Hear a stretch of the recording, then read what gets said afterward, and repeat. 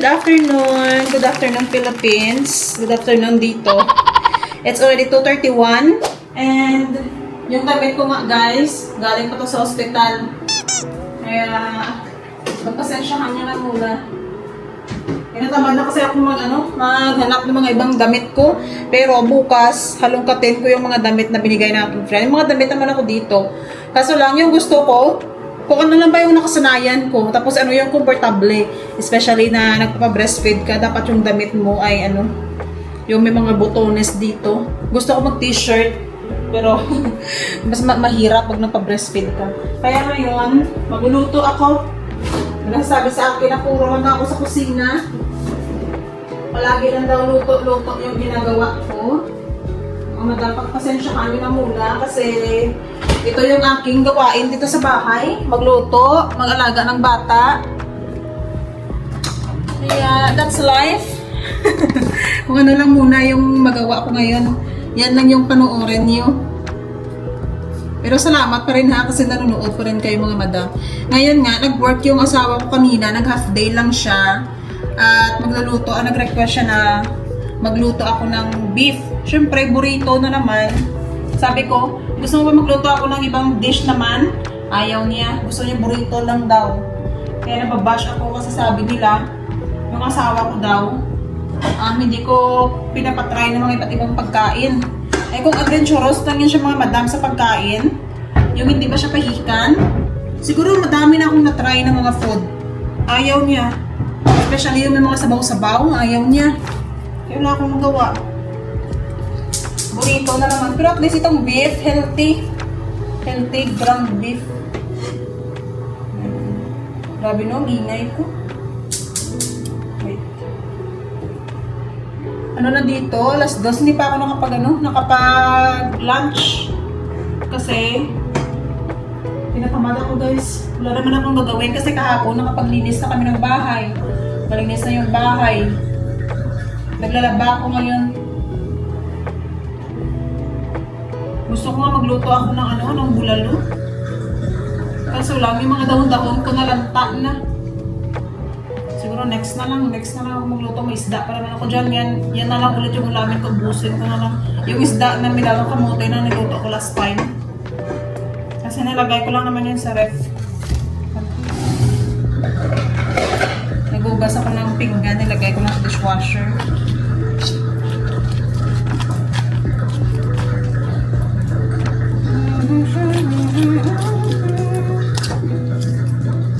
Ewan ko ba sa asawa ko, hindi siya talaga nagsasawa sa burrito. Parang kanin ba? Parang kanin sa kanya, yung burrito ko sa atin kanin, hindi tayo nagsasawa sa kanya, ganyan. Pero sabi ko sa kanya, hindi naman yung maganda kasi may preservatives yung burrito na beans. Pwede naman akong gumawa ng homemade. Next time i-try ko.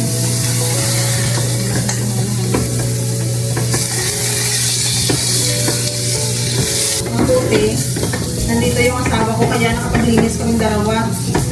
Tapos si Westo nakatulog siya ng mahimbing. Ngayon nakatulog na naman siya ng mahimbing. Pero mamaya, gigisingin para sa gabi tulog. Para antukin sa gabi kasi pag hindi ko yan gigisingin sa gabi, hindi naman yung natutulog.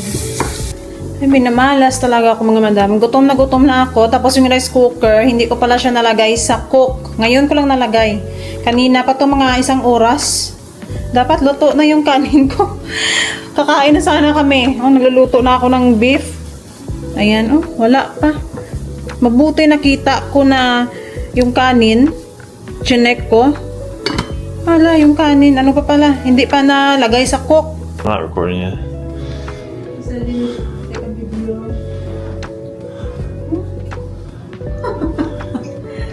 Would you like to tell the world what you just told me?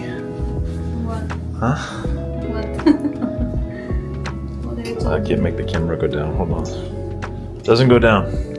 Give it to me. I know how to fix it. Give it to me! See? That's how you normally talk. Give it to me. There. Wait. Is he eating? I don't know what camera is that.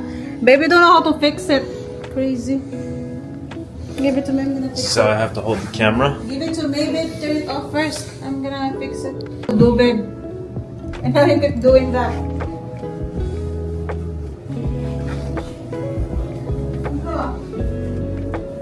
You wanna drink anymore, baby? Make your own vlog. Why are you filming me now here? Shh. Hala. Look at him, oh. This is what it feels like when you vlog. Yours is too much. All That's day. not mine. Oh, babe. My husband is vlogging now. I told him to do a vlog because he's the star of this vlog. Oh my goodness.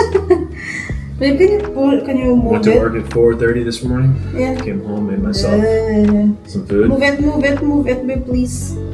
Because your head is like half. Nan! Very good. Staring at you while you're eating. You're starving us here. Aw. You still didn't burp. Burp now, baby. Burp. Burp. You're the expert, baby, in making him burp. Ako naman mga madam, meron tayong natira dito fried chicken kahapon.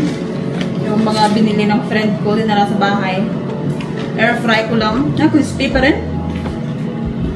Overnight ito sa fridge.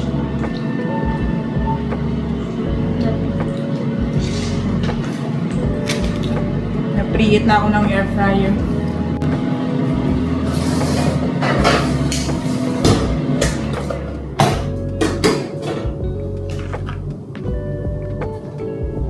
Isa lang yung nilagay ko.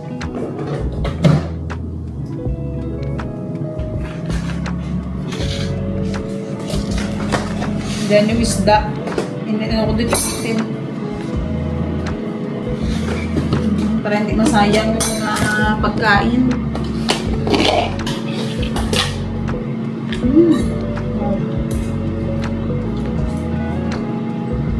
Pwede pa.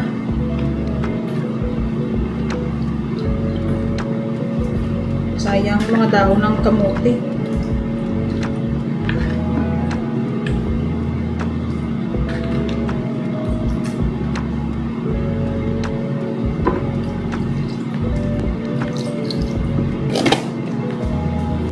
Inan. Let's eat. This is my food. Ano ko na air fry ko na yung chicken. And then yung gulay. Oh, where's my phone? Charging my phone. Thank you, Lord. Your phone now? Is the music on that thing too loud? No. It's not. It's fine. He likes it loud. Does it come through really loud on the video? Okay. You can turn it down. Yeah, okay. Turn down a little. Sarap ng ulam ko, ha? Last batch.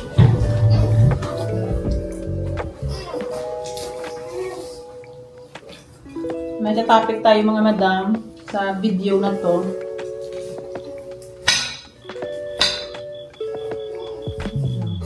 Sarap sana pag may ano to na may gravy. Walang gravy. There. That's better. Oops, sabi na kwan. It's still on. It's still good.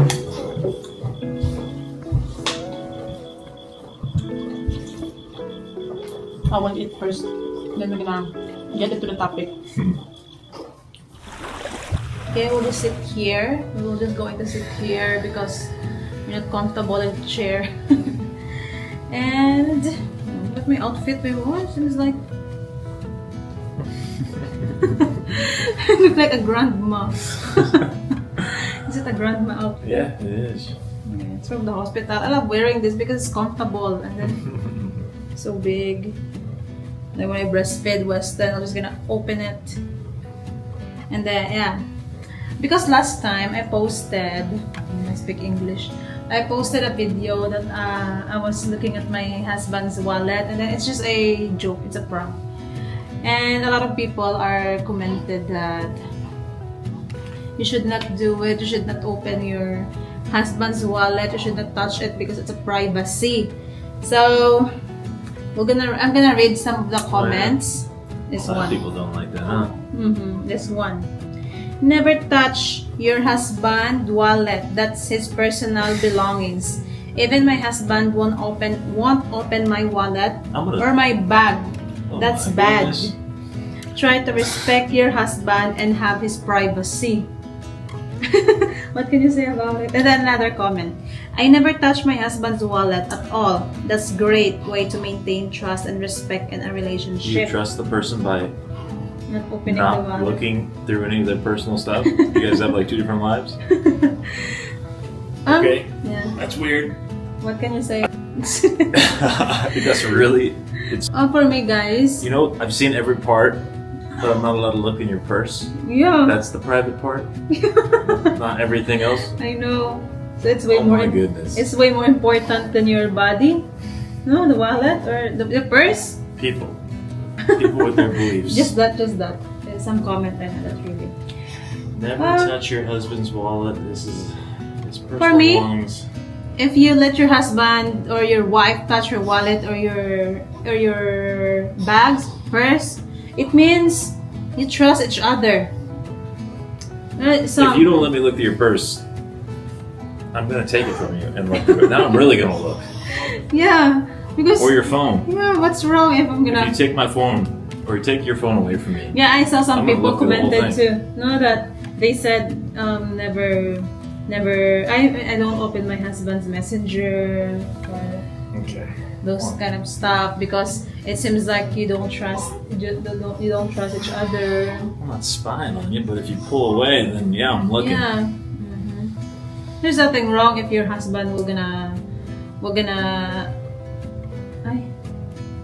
I forgot my topic. I remember when I was still in the Philippines and my husband visited me for the first time. I Looked at your remember. phone the first time I saw you. We weren't even married. And then I remember that you gave me your wallet Yeah. to me. Yeah, we were at the taxi. That's the first time that we met. People care more about their money than they do their relationship. What else we got here? Just that way, it's okay. Oh, that's it. Yeah, I remember when my husband got for the first time, he went to the Philippines. So we still didn't really know each other by the time We because knew it's each the first. other. We've been talking I mean, for a yeah, long talking, time. but I mean in personal, and I was surprised. Like, I mean, for me, I was surprised. Like, and I feel good too. That I mean, you give me your wallet. I mean, because he knows that I'm not gonna steal his money. Even he was gonna give me his wallet, I'm not gonna steal his money. And yeah, he just trusts me, and I feel better. It feels good too that your husband trusts you. And, Plus, we share money, so yeah, it's normal. I think it's not a big deal. So that's all we can say. People have their own opinions or they have their own rules, but for us, yeah, it's not about the like and maintain trust and respect in a relationship. If you don't let your wife, your husband touch your wallet or your purse, I don't know. So if that's your opinion, that's it. you're wrong. I'm not sure if we still have a lot of comment in here. What else we got? Yeah, just that. That's all. So next time guys, we're gonna try to look for some of your comments. If what can you say, you can just it's free to comment so that we have another topic in our vlog. you should comment your opinion. And if you want to, what I'm talking about, it's really hard to speak English. That's why sometimes I just want to speak Tagalog in my vlog. Yeah. But I feel bad because my husband is here, so I need to speak it. And that's it. We're gonna look for another comments next time. So you guys are free to comment whatever you want. Good evening. Ayan, wala na naman akong ulam. Kasi hindi na ako nakapagluto. Bukas na lang kasi tinamad ako kanina. Magluto sana ako ng green shell. Lagyan ko ng malunggay. Bukas na lang. Ngayon, noodles muna. Noodles, lagyan ng itlog para may sabaw. Wala akong sabaw. Parang boring naman kainin na fried chicken lang. May fried chicken pa kasi ako. Yung kanina, ulam ko ng lunch. Alas naman na dito. 8:39. Alas 9 na. Itlog. Bawi na lang ako sa vitamins sa itlog. Pero sa mag-search ako, magawa ako ng mag-try akong gumawa ng oatmeal cookies. Kasi parang na-addict ako sa cookies. Pero try kong gumawa kung kung marunong ako. Lagyan ko ng 2 itlog, yung noodles. Madali ako kasi ang asawa ko bukas may trabaho pa siya. At siya ngayon nagpapadede kay Weston. Matutulog na. Hala.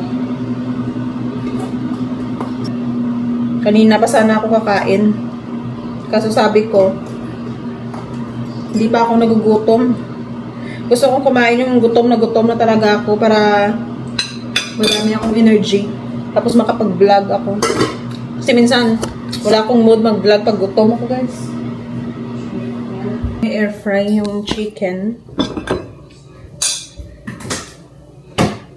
Hindi na ako gumawa ng chicken sandwich. Yung turkey sandwich pala, yung pinapagawa ko lagi ng aking mister sa akin. Kasi sabi niya, nagkukos daw yun ng dementia, yung mga processed meat. After how many years na-realize niya? 8. Hindi talaga mawawala sa akin, guys, yung fresh milk. Na-addict na ako sa almond na fresh milk. Ang sarap. Tuntik ako na. Sa Pilipinas, or noon, hindi ako pala inom ng gatas. Gusto ko Milo, kape. Ngayon, hindi na ako masyado nagkakape. Sa umaga, gatas ang ininom ko. Ito yung dinner ko ulit, ang fried chicken.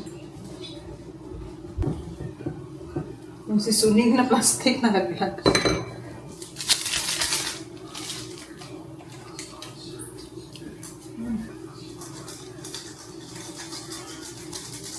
Wait, mag-post pala ako muna ng YouTube. Kalimutan ko, guys. Alas ano na pala. Mag-alas 9. So, need ko nang mag-upload ng video sa aking YouTube. May oras kasi pag-upload ng video. Dapat yung time mo kung saan yung madaming nanonood. So, ngayon, sa Pilipinas, ano na? What time na ba sa Pilipinas ngayon? 8, 9, 10, 11... Alas 12. So, lunchtime na ngayon sa Pilipinas.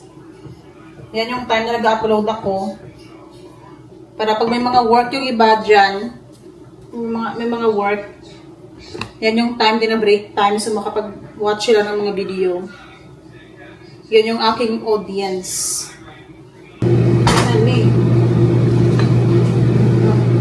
Ulam. Sarap ng aking ulam. Bukas na ako magugas ng pinggan. Nakapag-upload na ako. May ulam na.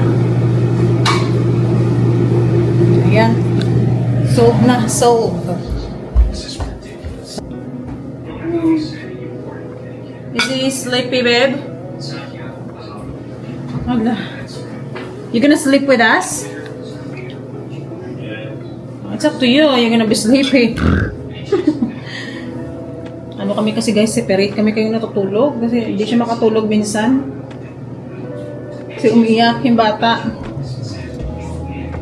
So yung asawa ko sa ibang room natutulog, sa kabilang room, sa ibang room, sa kabilang room. Kain mo lang, video din ako. Grabe yung ginagawa ko na, puro video. Sorry na, guys, kung naiinis kayo dyan, ha? Puro ako video. Sayang yung kita. Ito kasi yung aking hanap buhay, mga madam. Dapat ilubos-lubusin ko na. Hello, mga patay gutom. Kain tayo.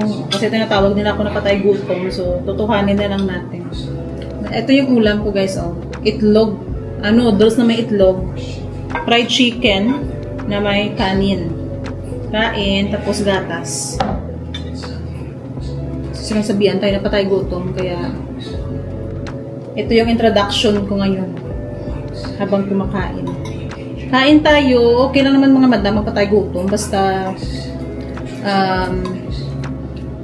tawag doon. Ewan ko basta.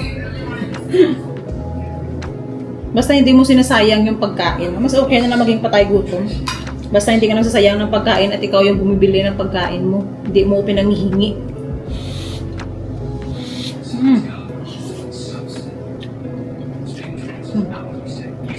Wow!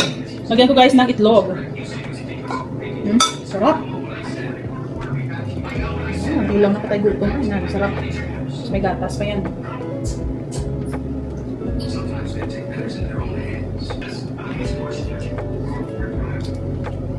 Ito guys, hindi ko ito pwedeng kamayin.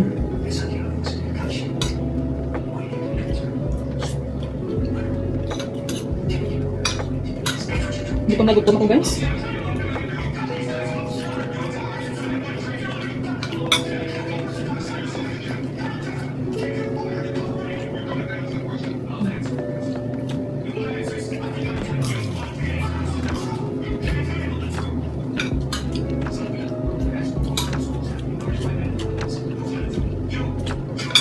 Nakakagutom talaga no pag nagpaano ka, nagpapa-breastfeed.